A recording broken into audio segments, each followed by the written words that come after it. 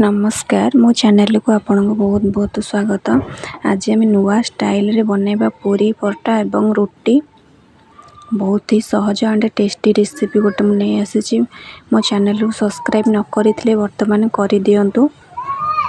चलंतु recipe को जिबा। एबे आमे मेजरमेंट करि नबा। एठी मु 2 गिना अटा नेइछि एवं गोटे गिना चीनी और किछि गुजराती मरीचर गुंड। मु जे गिना रे अटा नेइछि सेही गिना रे चीनी गोटे गिना नेइछि।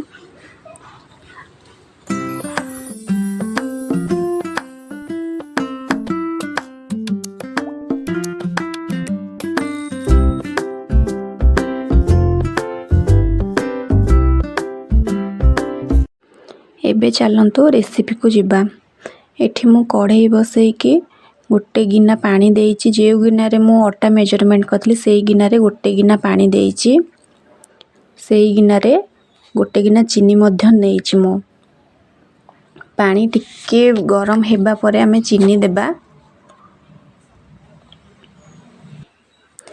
चीनी टिके मेल्ट हेबा परे आमे एठी गुजराती एवं मरीचर गुंड रखितले सेटा देबा। एठी आपण पानमहुरी मध्य नेई परिबे। एठी मु चीनी एवं गुजराती मरीचर गुंड ऐड करि देइछि।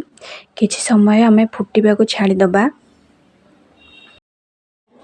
किछि समय फुटिबा परे आमे एठी स्वाद अनुसार लूण देबा।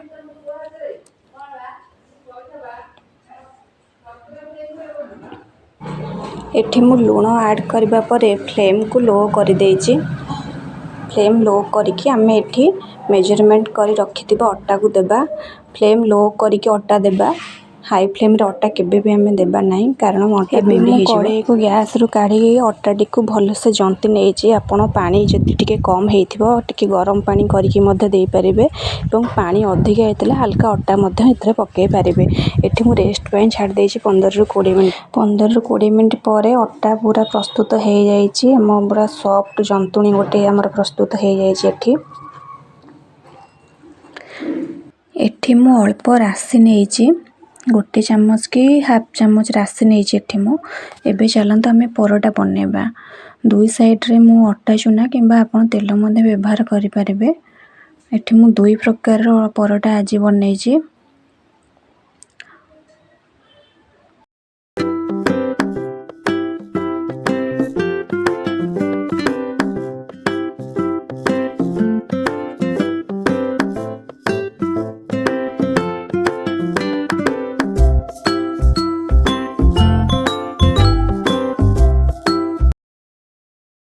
एबे आमे दुई साइड रो भल से तेल किंबा घियो देके सेकी देबा।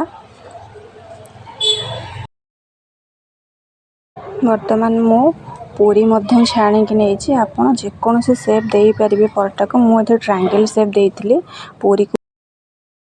एबे मध्य रोटी मु सेकी देइछि। रोटी को आपण गैस रे फ्लेम रे केबे भी सेकिबे नाही। एमती हल्का हल्का प्रेस करके सेकिबे।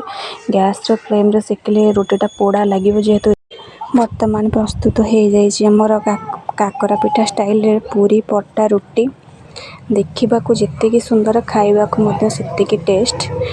मु याको नेइछि आलू भजिया सहित। आपण किछि भी साइड आइटम सहित नै परिबे। बहुत ही टेस्टी लागे आ बनेबा को बहुत सहज। एमती नुआ नुआ रेसिपी मो चैनल को सब्सक्राइब